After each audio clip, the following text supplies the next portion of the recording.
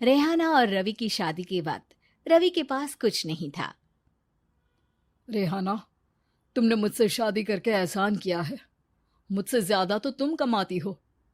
अरे तो क्या हुआ, एक दिन आएगा रवि कि तुम खूब पैसा कमाओगे। मुझे तुम पर पूरा विश्वास है।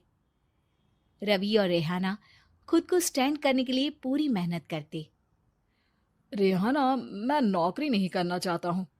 तो कोई बात नहीं, मैं नौकरी करके घर चलाती हूँ, तुम बिजनेस सेट करने की कोशिश करो। एक दिन रेहाना, तुम जानती हो, मैंने जो विज्ञापन बनाने वाली कंपनी खोली थी ना, उसे बड़ी ब्रांड का ऑफर आया है। अब हम लोगों के दिन ब्यारे न्यारे हो गए हैं। मैं जानती थी रवि कि एक दिन तुम सेटल हो जाओगे। रवि का काम अच्छा चल जाता है। एक दिन वो रेहाना से कहता है, रेहाना, अब हम लोगों का बच्चा भी हो गया है। बहुत छोटा है वो। उसका ख्याल कैसे रखेंगे हम? कैसे क्या, मैं गांव से माँ को लेकर आ जाती हूँ। नौकरी से हाफ डे ले लिया करूंगी। अभी तो वो छोटा है, स्कूल जाने तक मैं मैनेज कर लूंगी। देखो रेहाना, मैं अब अच्छा कमा रहा हूँ। तुमको नौकरी करके परेशान होने की कोई जरूरत नहीं है। अरे कैसी बात कर रहे हैं, मैं अपनी लगी लगाई नौकरी कैसे छोड़ दूं? और मैंने तो सुना है हम लोगों को कुछ ही महीनों में सरकारी नौकरी मिल जाएगी। सरकारी नौकरी में कितना कमा लोगी? उतने में तो मैं ड्राइवर रख लूंगा। रेहाना को रवि की बात का थोड़ा बुरा तो लगता है। कम से कम मेरी नौकरी की इतनी बेइज्जती मत करो। भूल गए, इसी नौकरी के बदौलत तुमने अपना बिजनेस खड़ा किया है। अरे वो तो मैं किसी के भरोसे भी कर लेता। देखो, अपने बच्चे को संभालो, घर का काम करो। अब बाहर जाती तुम अच्छी नहीं लगती हो। रेहाना रवि के कहने पर नौकरी तो छोड़ देती है, लेकिन अब बड़े से घर में उसकी कीमत किसी नौकर से कम नहीं होती। एक दिन रवि का दोस्त आता है। भाभी, हम लोग तो आपको तब से जानते हैं जब से आप लोग शादी होकर इस शहर में आए थे। आपकी बदौलत ही सारा बिजनेस खड़ा हुआ है। ये किस्मत तो आप ही की है भाभी। हाँ हाँ भाई, हमारी मेहनत तो कुछ है ही नहीं। अरे होगी, लेकिन भाभी की किस्मत के आगे कुछ नहीं। दोस्त वहां से चला जाता है, लेकिन रवि का गुस्सा सातवें आसमान में होता है। देखा कैसे बोल रहा था? अरे बिल्कुल अच्छा आदमी नहीं है ये। कैसी बात कर रहे हैं आप? प्रशांत भैया तो बहुत अच्छे इंसान है रवि। कैसे उन्होंने हमारे मुश्किल वक्त में हमारा साथ दिया था। अरे था पैसा तो साथ दिया, नहीं तो कौन पूछता है? रवि का व्यवहार पैसा आते ही अलग हो गया। वो बंदे को बंदा नहीं समझता। घमंड से घिरे रवि ने तो एक दिन हद ही कर दी। रेहाना, मैं अब तुम्हारे साथ नहीं रह सकता हूँ। क्या क्या बकवास कर रहे हो रवि? क्या कहना चाहते हो?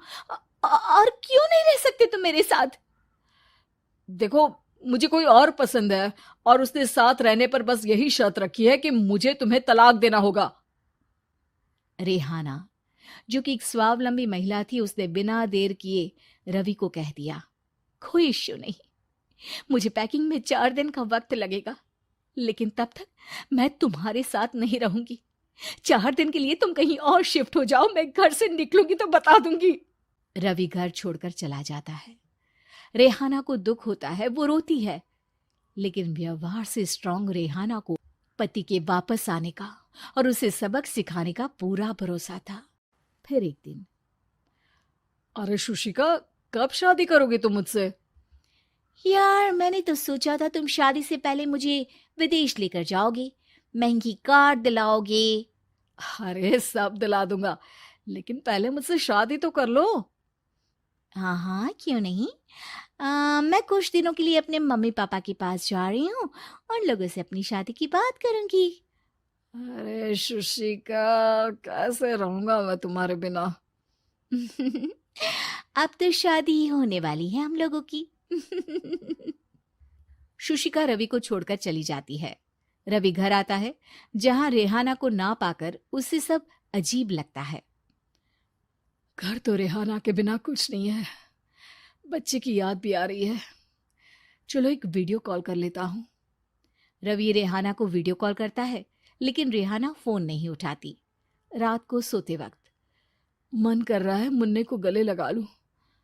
चलो कोई ना, शुशिका से शादी के बाद मेरे और भी बच्चे होंगे। अगले दिन रवि ऑफिस जाता है, जहां टीना खड़ी होती है। सर, आपने अपने नए ऐड के लिए मॉडल की रिक्वायरमेंट डाली थी ना, मैं उसी के लिए आई हूँ। रवि टीना को देखकर खुश हो जाता है। अब शादी हो गई है तुम्हारी? नहीं सर, बस अच्छा सा हैंडसम और अमीर लड़का देख रहे हैं मेरे मम्मी पापा। रवि के दिमाग से तो टीना को देखकर शुशिका का ख्याल भी खत्म हो जाता है। अरे यार, ये लड़की मिल जाए कितनी सुंदर है। शुशिका तो इसके आगे कुछ नहीं है। आ, अब क्या तुम्हें ऐसा नहीं लगता कि मुझसे मिलकर तुम्हारी ये खोज खत्म हो गई है?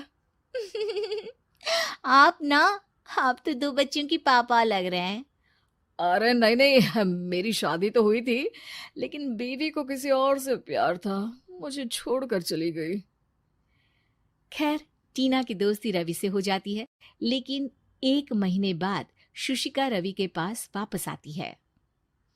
मेरे मम्मी पापा तुमसे मिलना चाहते हैं, लेकिन उन लोगों को ये मत बताना कि तुम पहले से शादीशुदा हो, और हाँ, शादी से पहले अपनी सारी प्रॉपर्टी तुमको मेरे नाम करनी होगी। अरे पागल, अब मैं तुमसे शादी ही नहीं करना चाहता। भला ऐसी लालची औरत से कौन शादी करेगा? तभी वहां टीना आ जाती है।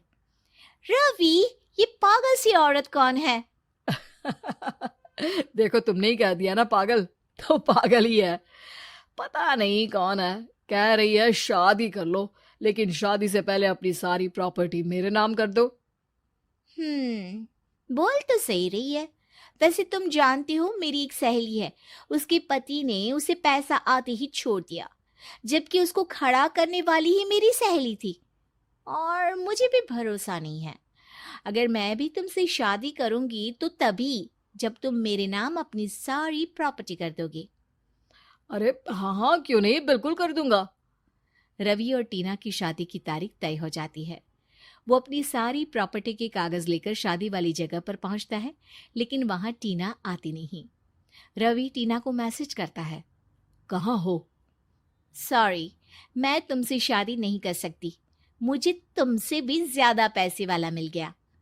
रवि को गुस्सा आ जाता है। वो गुस्से से सारा डेकोरेशन तोड़ रहा होता है कि वहां रेहाना आ जाती है। सर, क्या हो गया? क्या डेकोरेशन पसंद नहीं आई आपको? अ, तुम यहाँ क्या कर रही हो? मैं यहाँ की डेकोरेटर हूँ। क्या आपको पसंद नहीं आई यहाँ की सजावट? रवि दौड़कर रेहाना के गले लग जाता है। मुझे माफ कर दो रेहाना। रवि रेहाना के गले लग जाता है और रेहाना टीना को थैंक्स का मैसेज करती है।